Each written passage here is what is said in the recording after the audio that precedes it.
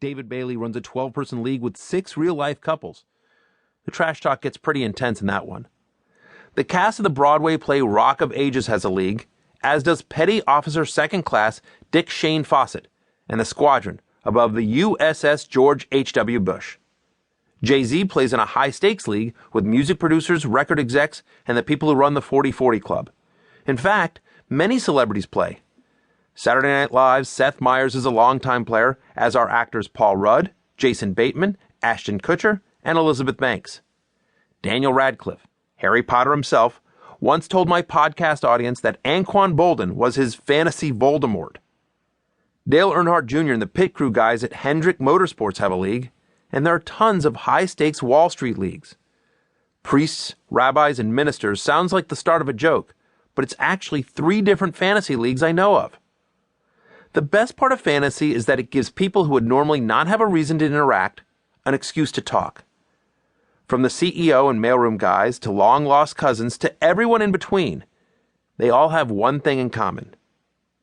Fantasy brings them together, and it keeps them together too. That feeling of belonging is certainly what drew me to the game. From the time I was born in Denver to when we moved to Richmond, then Atlanta, then Charlottesville, Virginia, and finally to College Station, Texas, I had moved around a lot as a child by age 12. My big frizzy hair didn't help, nor did always being the new kid. Add thick glasses, I'm nearly blind without contacts, plus a general sense of being socially awkward, and the prom king I wasn't. Now, College Station is known for a lot of things. Texas A&M University, where my father is a professor, is the big one. The George Bush Presidential Library, its sister city of Bryan, Texas, and the fact that singer Lyle Lovett got his start there all make the Wikipedia page. But among the things College Station is not known for, Jewish kids. Only a few handfuls of them lived there, so that was yet another thing that made me feel different when I arrived. For as long as I live, I'll never forget one of my first days in Texas. I was sitting at lunch with some classmates, including a girl I had just met. It was Passover week, and I mentioned that the odd bread I was eating was called matzah, and that I was Jewish. What? She says, what? I'm like, you're staring at me. She says, I'm trying to see your horns. Horns? She says, yeah, my dad says all Jewish people have them. Half the table nodded. True story. Welcome to Texas, Barry. So as a bit of an outcast, perhaps it was only natural that I would be drawn to a brand new, niche game like fantasy baseball, and that I was so willing to try something, anything, as long as it included me. It was early spring in 1985, and I was actually a high school tennis player. Yes, that's right. In football-loving Texas, I played tennis, a sport you play without teammates.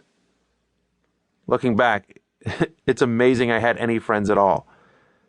I took tennis seriously, won some tournaments, ranked as a USTA junior in the state of Texas, went to the state finals in high school, etc. This is only important to our tale for this lone fact. As a result of being good at tennis, I took private tennis lessons. And that's only important because of the guy I took them from, the local tennis club pro, a man named Tommy V. Cannell. Or, as I prefer to call him, owner and general manager of the always plucky TV sets. I was walking up to see him one day for my lesson, and he was talking to his best friend, a guy I would later come to know as beloved Commissioner for Life Don Smith, owner of the Smith Arenes. They were talking in a strange language that felt newly familiar, and going through names of guys they could ask to join. What they were discussing would set my life on a course I'd never imagined. Are you guys talking about rotisserie league baseball?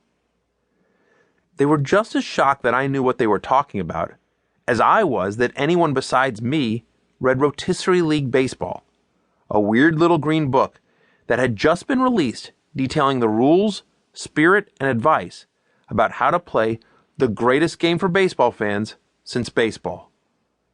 Don, Tommy, and their friends were forming a league, and they needed a 10th guy who had both heard of this weird thing and was willing to try it. It was to be a National League-only fantasy baseball.